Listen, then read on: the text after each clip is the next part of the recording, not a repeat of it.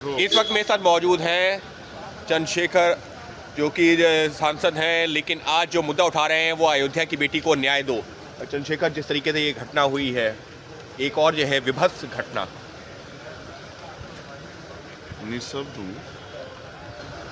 निःशब्द था निर्भया पे, निःशब्द था एक बेटी जो नए साल पे 12-14 किलोमीटर घसीटी गई, और निःशब्द हूँ हाथरस के बाद इस बेटी पे जिसको 3 दिन तक जिसका संज्ञान नहीं ले गया और कानून व्यवस्था जिसका मजाक उड़ाती रही। 3 दिन बाद उसकी बॉडी जिस हालात में मिली, उसके परिवार के लोग देख के बेहोश हो गए। उसकी माँ जिसने उसको पाला था 9 महीने पेट में रहकर, उसकी आँख टूटी हुई थी, उसकी टांग टूटी हुई थी, उसके शरीर से खून बह रहा था। उसका परिवार द्वारा बताया गया सामूहिक रेप हुआ था।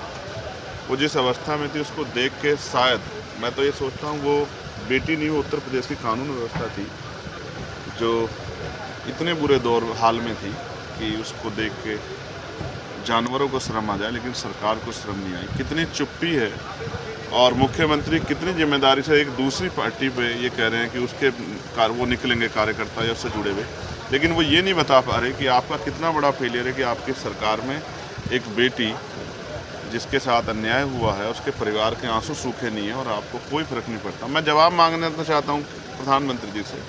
आपने तो कहा था कि दलितों को मत मारो, मुझे मार दो।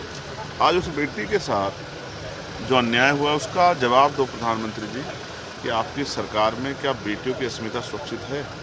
आप परिवार वाले, मैं परिवार वाला हूँ। आज सब बेटा बेटी जिनके यहाँ बेटियाँ हैं, जिनके यहाँ बहनें हैं, जिनके यहाँ माएँ हैं, सबके सामने सवाल है कि क्या बेटियों के साथ इसी तरह का जुल्म होता रहेगा और सरकारें उसमें निर्लज होकर चुनावी भाषण देती रहेंगी? बीजेपी नेता और सरकार जो है लगातार यही कह रही है, यूपी सरकार, कि जो भी दोषी होगा उसको कड़ी से कड़ी सजा दी जाएगी, बख्शा कोई नहीं जाएगा। 3 दिन तक उस बेटी का संज्ञान नहीं लिया गया। क्या उन अधिकारियों को बख्शा जाएगा या उनको फूल मालाएं चढ़ाई जाएंगी? अगर अयोध्या में जहां कहा जाता है कि रामलला जो हैं और उनकी निगरानी में सब कुछ है, जब उनके होते हुए और पूरी कानून व्यवस्था के पुलिस के होते हुए इतनी बड़ी घटना घट गई है, तो इसका जिम्मेदार कौन है? जब अच्छे काम होंगे तो मुख्यमंत्री वाहवाही लेंगे, और जब इतनी बड़ी अपराध होगा तो मुख्यमंत्री से भी ये कहकर टाल दें कानून की कार्रवाई होगी। क्या उस बेटी को वापस ला सकते हो? क्या उसके सम्मान की रक्षा कर सकते हो? क्या उसके परिवार को से आँख मिला के जवाब दे सकते हो? उनको उनकी आंसू का जवाब दे सकते हो? तो निर्लज मुख्यमंत्री से मुझे कोई ज़्यादा उम्मीद नहीं है। मैं तो जानता हूँ कि वो सेटलमेंट करने में कितने माहिर हैं, उन्होंने किस तरह लाशें छिपानी उनसे आती है। हमने हाथरस में भी देखा और कई घटनाओं में देखा कि वो लाशें छिपाने में एक्सपर्ट हैं, और ये हमने कुंभ में भी देखा। और अभी तो बहुत कुछ देखना बाकी है। जब तक उनका राज है तब तक पता नहीं कितनी बेटियों को बलि चढ़ना पड़ेगा।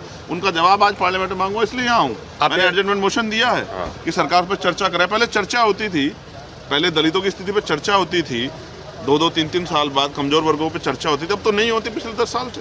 तो मैं आज स्पीकर साहब से मिलूंगा, उनसे भी कहूँगा कि वो चर्चा कराएं। एनसीआरबी का डाटा कह रहा है महिलाओं पर अत्याचार बढ़ रहा है, उनमें भी कमजोर वर्गों की महिला पर अत्याचार बढ़ रहा है।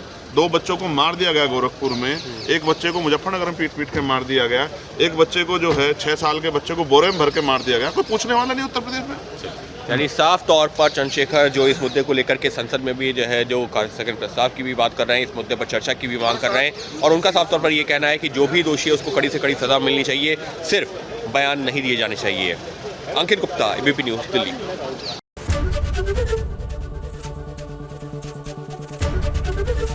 एबीपी गंगा, खबर आपकी, जुबान आपकी।